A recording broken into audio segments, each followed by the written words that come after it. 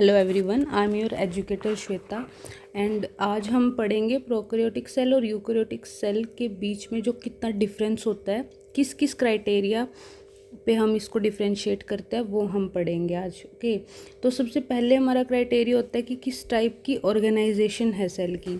तो prokaryotic cell majorly हमें single cell मिलता है और यूकैरियोटिक सेल में सिंगल सेल भी मिलेगा और मल्टी सेल्यूलर ऑर्गेनाइजेशन भी मिलेगी।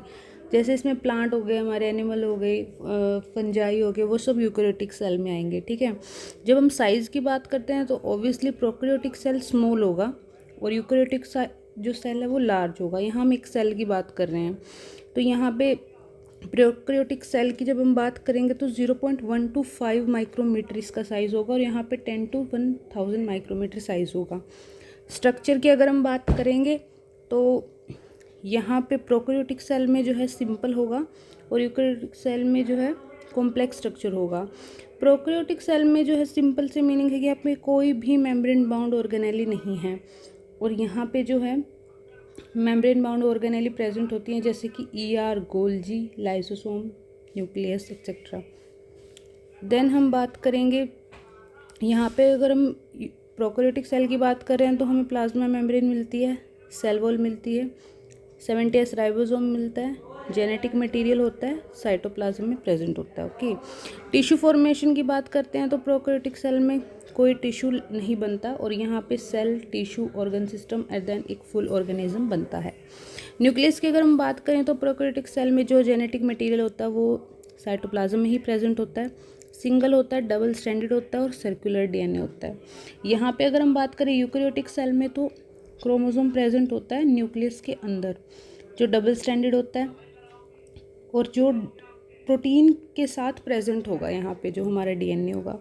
प्रोकैरियोटिक सेल में जब अगर हम बात करेंगे सेल वॉल की यहाँ पे प्रेजेंट होगी और यहाँ पे अगर हम एनिमल्स की बात करेंगे तो प्रेजेंट नहीं होगी। प्लांट और फंजाई में हमें सेल वॉल मिलती है।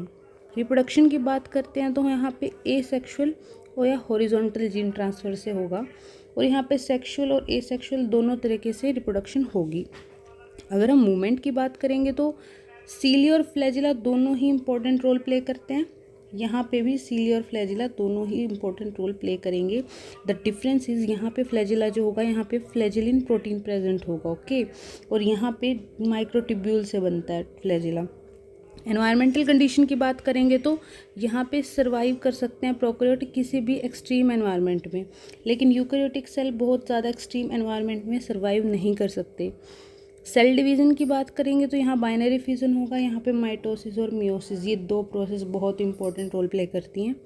एनर्जी की बात करें तो एटीपी इम्पोर्टेंट रोल प्ले करता है। इनका जो बनने का प्रोसेस है वो अलग अलग जगह पे होगा, यहाँ प्लाज्मा मेम्ब्रेन पे होगा और यहाँ माइटोकॉन्ड्रिया में होगा।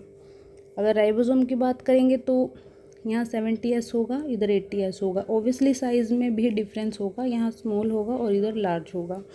मेटाबॉलिज्म की बात करेंगे तो प्रोकैरियोटिक में बेसिकली सिंपल मेटाबॉलिज्म चलता है और यहाँ पे डाइवर्स है क्योंकि प्रोटीन का भी मेटाबॉलिज्म होगा, लिपिड का भी, कार्बोहाइड्रेट्स का भी।